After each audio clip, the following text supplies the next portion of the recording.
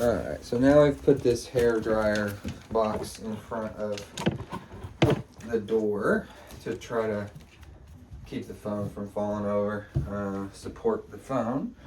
And then we're gonna sit back on the throne here. And then I'm just gonna let him decide what he wants to do here, because I do have a treat in my hand, but I'm not gonna lure him right now. I just want him to kind of decide whether he wants to approach this cot or not. And if he doesn't, then that's fine on this rep. Good. I'm not sure what that noise is, but we're gonna reinforce him for hearing it. So I did end up putting one on the cot. There was some kind of noise. It might just be like I don't know, like the house, whatever, you know. So I just reinforced him for hearing that before he had a chance to react, if that was going to be the case. So let's go ahead and instead of just waiting this time, because I'm as impatient as anybody else, I try not to show it. I did the treat away from the surface, so we weren't just in limbo here. Yo, you're just a boy, huh? Where you think? Where you think, Babas? Where you think, Babas? You city boy, huh? Who's a doodle dig, you? Who's you go? Good job, Babas. Alright, we'll give you a little piece again in the opposite direction. And I'm going to toss one on here. I wanted to toss it and him not see the bounce, but he did see the bounce on that one. It's not really that gravely important. I'm going to toss a treat in there. Good job, buddy. Here you go. Here you go. So even him just leaning in there, like, because like he can decide like that it's too spooky. Good. Even him just leaning in there at all is like incremental progress. I think I told you this before, like when we first met. It's like incremental progress is progress nonetheless. So here, so like, yes, I do want him to lean in there and grab that trait to like, hi buddy, to, you know, take that next step. But I'm gonna reward him for any step towards that that action. And I mean, it's not any more complicated than that. It's simple but not easy, right? So good job, buddy. Good. Here you go. Good job. Good. Good boy, Baba. So get him to put his front two paws in there. You can keep the treats coming for that. But you're just not going to force anything. You know, you're not going to come in and like push his rear end like now. Good job. Then we can go ahead and reward him in the opposite direction before he decides to bail on his own. I mean, it's not a big deal if he doesn't bail on his own, or if he does, rather.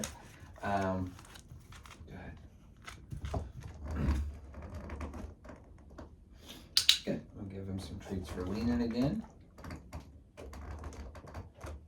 Good. Good job, Babas.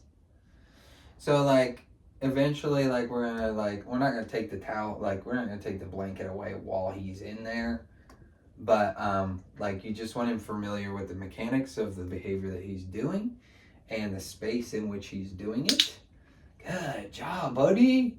Very good. Here, we'll put it there for you. Good job. And then the next time, like, he enters this space, then probably what I would do is get a bath mat.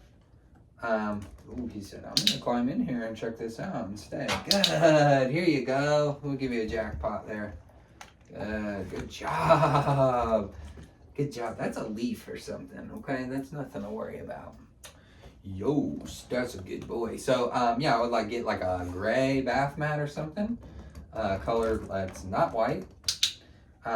So he can like grip and really like, you know, you consider putting something grippy on the side of the tub as well for where he's putting his paws. That can be helpful, like with the sensation that he feels on his paws and his nails when he steps on the like, what is this, plastic or porcelain? I don't care. It doesn't matter. So yeah, bath mat in the tub, maybe even a bath mat just draped over the tub, the side of the tub to help him like with that tactile feeling when he steps on the ledge, so he doesn't slip and get scared and eat it, all the above. So I mean, this is big. I mean, as far as I know, this is big. Like that, this is what I do, and this is what nobody has any patience for.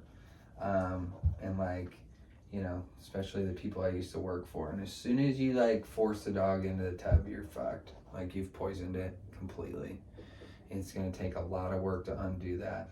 There's a dog, Otis, that I work with, that the grooming room where I used to work is just completely poisoned because they, the groomer that no longer works there, tethered him to, good, very good, very brave, there you go. Good job, buddy. Tethered him to like an anchor in there, and then like did his nails or whatever. And like, you know, the video when I watched it back, it was just like, man, you should have stopped like even before you started, but certainly like shouldn't have let it go like 10 minutes or more. So that dog will never go near that room ever again at this point. Like, so anyway, that's enough rambling right now. I mean, I'd love to see him get his whole body in there, like right now. But like, you know, this is really big as far as I'm concerned. Yeah, oh, did you get some water from there, huh? Oh my goodness. Whoa. Good, whole body, yeah, good boy, buddy. Would you give a jackpot? Jackpot is technically one treat after another, after another, after another, after another, whereas this is more like an open bar.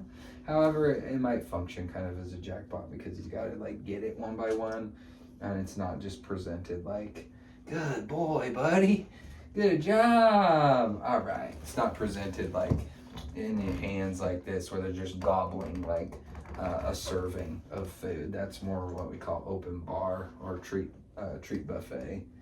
Good boy, buddy. All right.